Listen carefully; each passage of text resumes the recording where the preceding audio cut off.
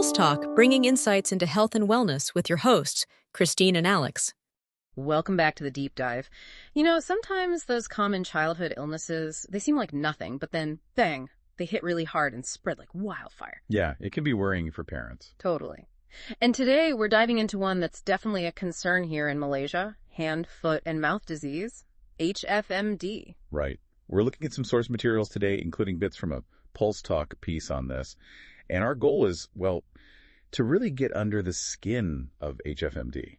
What is it? Why is it such a challenge? And how do we manage it? Critically, we want to talk about the family doctor. Their role seems absolutely key here. Exactly. And how having that kind of accessible sort of integrated care right in the community, how that can really help families when HFMD pops up. Okay, let's do this. Think of it as us exploring this together with you. Right, let's unpack HFMD, hand, foot, and mouth. The name is descriptive, but what's actually going on? What causes it? Okay, so fundamentally, it's viral. The main bugs involved, especially around here, are usually Coxsackie virus A16 and, importantly, enterovirus 71, EVA71. EVA71, is that the one we worry about more? Generally, yes. It's linked more often to the more severe outcomes, though thankfully those are rare. And who gets it? Just the little ones? Mostly, yeah. Primarily kids under 5. Their immune systems are still getting up to speed. But, and this is important, older kids, even adults, they can catch it too. Right. Maybe less severe for them? Often, yeah, but they can still pass it on. That's key. Okay, so how does it spread? Because it seems to move incredibly fast. It does. And that's because it spreads through, well, direct contact with bodily fluids. We're talking saliva, mucus from the nose, the fluid in those blisters, and stool. That's a big one. Plus respiratory droplets, coughing, sneezing. So basically everything in a kid's environment. Playgrounds, daycare, home. Pretty much. And the symptoms themselves, they usually clear up in, say, 7 to 10 days, but they can be pretty miserable. It often starts with a fever, sore throat. Standard kid stuff. Okay. But then you get the really classic ones, painful mouth ulcers. These are why little kids just stop eating or drinking. Oh, that sounds awful. Poor things. Yeah, and that refusal to drink is a huge flag for dehydration. And then, of course, the rash, usually blisters, hands, feet, sometimes the buttocks, too. Right, the namesake rash. You said it's super contagious. How long are we talking? When are they contagious? This is a really crucial bit that people sometimes miss. Someone can actually be spreading the virus before they even look sick. Before symptoms. Wow. Yeah, and they can continue to shed the virus, especially in their poo, for weeks. Sometimes even months after they seem totally better. Weeks, months, that's a huge window for spreading it around. It really is. And that explains why it rips through places like nurseries, schools, and homes so easily. The sources mention household attack rates, like how many people in the same house get it. It can be up to 80% in some outbreaks. 80%. Okay, that explains why if one kid brings it home. Exactly. High chance others will get it. Now, most cases, thankfully, are mild. They get better on their own. But we do need to talk about potential complications, even if they're rare. Right, because you hear stories, what are the risks? Especially with that EVA71 strain, severe dehydration is a major one because of those painful mouth ulcers. Then there are neurological issues, things like encephalitis or meningitis, and very rarely heart or lung problems. Okay, that's serious stuff. It is. And we have to remember, sadly, past outbreaks here in Malaysia have seen kids hospitalized and, tragically, some fatalities. So understanding this potential, however small, is vital. Yeah, definitely not just a rash. So, okay, if it can be serious, how do we actually treat it? Is there a medicine? That's the first thing to get your head around. Right now, there's no specific cure, no antiviral drug that targets HFMD directly. No cure. So what do you do? It's all about supportive care, managing the symptoms, keeping the fever down with something like paracetamol, pushing fluids, which, as we said, can be tough with the mouth sores. Yeah, trying to get a kid with a sore mouth to drink. That's a challenge, and just trying to soothe the mouth pain, make them more comfortable. What about vaccines? Is there anything to prevent it? Well, there is an EVA71 vaccine used elsewhere in Asia, but it hasn't been adopted into Malaysia's national immunization program, so no universal vaccine available here for HFMD currently. Okay. No cure, no universal vaccine. Prevention suddenly sounds really important. It's basically our main tool. And it comes down to the basics, but doing them religiously. Frequent hand washing, really good hand washing, soap and water, often. For kids and parents, right? Absolutely. Disinfecting toys, surfaces kids touch a lot. not sharing cups, forks, spoons. Yeah. And the big one for stopping spread, keeping infected kids home. At least 7 days after symptoms start. No school, no daycare. That 7-day isolation must be tough for working parents, but you can see why it's needed, especially if they're contagious for weeks. Exactly. It's crucial for containment. Why is just general awareness in the community so vital then? Because if parents don't quite realize what they're dealing with, maybe you think it's just a little rash or teething, they might wait too long to see a doctor, or not be as strict with the hygiene or keeping the child home. That delay means more spread, potentially more severe cases missed early on. Awareness means faster action, better control. Makes total sense. A day or two delay could mean exposing lots more people.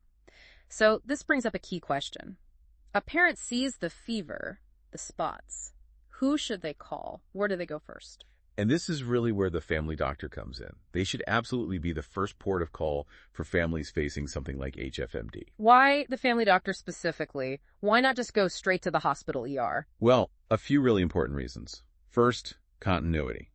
Your family doctor, ideally, knows your child, knows their history, their normal health. There's often a relationship there, trust. That's huge when you're worried about your kid. Definitely. And they guide you through the whole thing. The sources describe this well. Early detection, figuring out if it is HFMD. Monitoring hydration, which is critical. Right, watching for those dehydration signs. Educating parents on red flags, when you do need to worry, when hospital might be needed.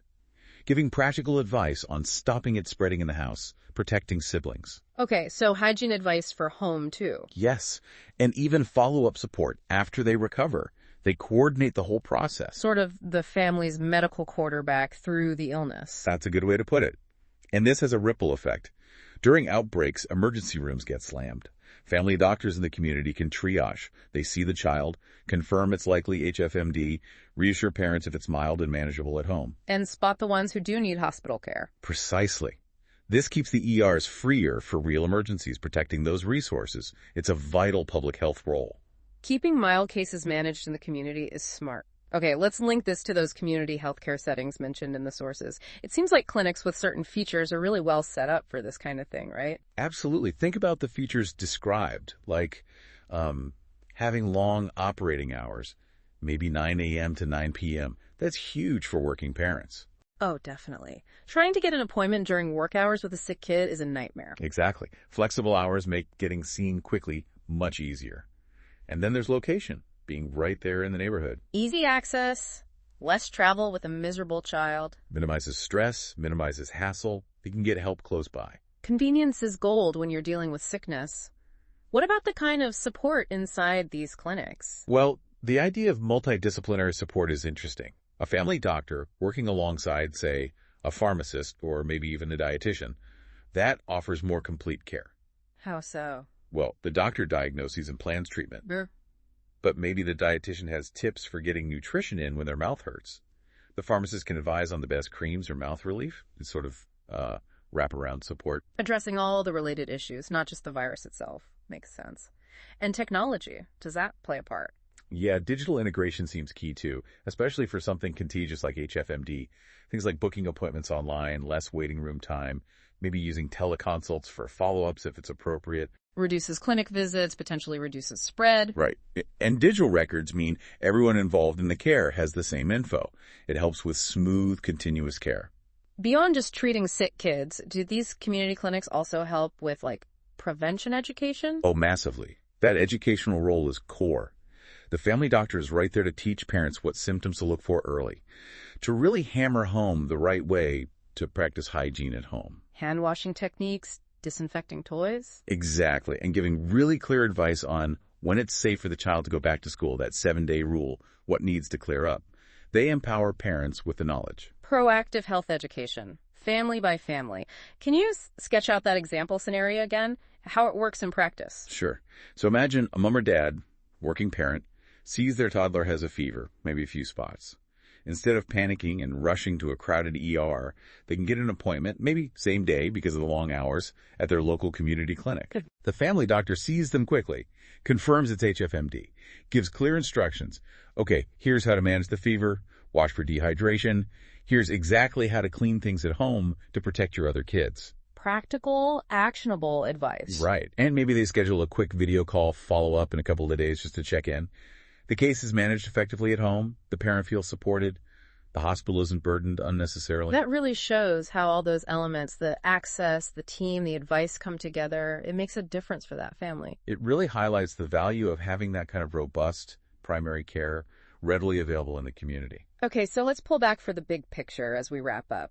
HFMD, as the sources show, is definitely a significant public health issue here in Malaysia.